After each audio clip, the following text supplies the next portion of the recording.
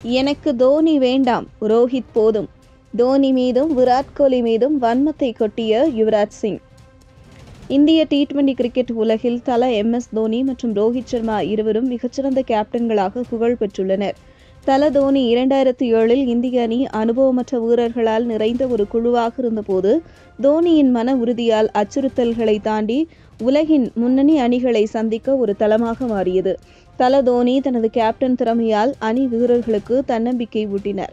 2007 T20 உலகக்கோப்பையை வென்ற அவரது சாதனை சர்வதேச கிரிக்கெட்டில் இந்தியா மீதான நம்பிக்கையை பெரிதும் அதிகரித்தது. தோனி போட்டி நடத்தும் போது ஏற்பட்ட அழுத்தங்களை எளிதாக கையாளும் திறமையினால் எதிர்கால தலைமுறையினருக்கு ஒரு உதாரணமாக மாறினார். இந்த நிலையில் அவரது IPL சாதனைகள் மற்றொரு முக்கிய கட்டமாகும். அவர் சென்னை சூப்பர் கிங்ஸ் அணியுடன் 5 கோப்பைகளை வென்று ஒரு கேப்டன் மட்டுமல்ல, மக்களின் மனதில் இடம்பெற்றவர். தன்னுடைய கேப்டன்சியில் தன்னிச்சையால் நடவடிக்கை எடுக்க மற்றும் எதுவும் செய்ய வேண்டும் என்பதில் மிகவும் தெளிவாக இருந்தவர். IPL என்றால் ரோஹித் சர்மா தான். முதலில் தோனிக்கு முன்பாகவே மும்பை அணிக்கு 5 கோப்பைகளை வென்று சாதனை படைத்தவர். எனவே அவரது சாதனை தோனியின் பார்வையில் இருந்து வெளியேறுவதற்கான சவாலாக விளங்குகிறது. ரோஹித் சர்மா தனது அனுபவத்தை பயன்படுத்தி இந்திய அணிக்கு கேப்டனாக முன்னேறி 2024 டி20 உலகக்கோப்பையை வென்றார். இது அவருக்கு ஒரு வீரராக தனது திறமையை வெளிப்படுத்துவதற்கான ஒரு வாய்ப்பாக இருந்தது. ரோஹித் தனது ஆட்டத்தில் மிகுந்த ஆற்றலுடன் விளையாடி போட்டியில் வெற்றி பெறுவதற்கான அணியை ஊக்குவித்தார். இந்த நிலையில் யுவராஜ் சிங் தன்னுடைய டி20 அணிக்கு தோனியை விட ரோஹித் சர்மாவையே கேப்டனாக தேர்ந்தெடுப்பேன் என்று கூறியுள்ளார்.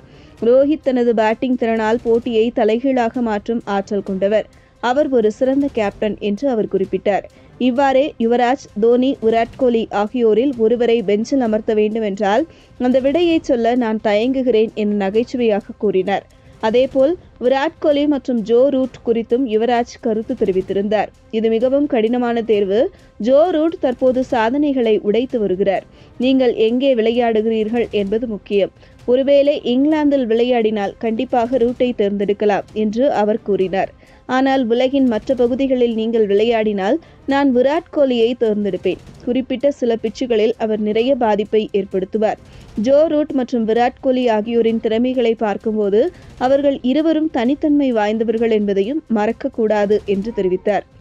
யுவராஜ் சிங்கின் இந்த பதிலை நீங்க எப்படி பார்க்குறீங்கன்னு கமெண்ட் பண்ணுங்க. இது போன்ற கிரிக்கெட் அப்டேட்டுகளை தெரிந்து கொள்ள செய்தி புனலுடன் இணைந்திருங்கள்.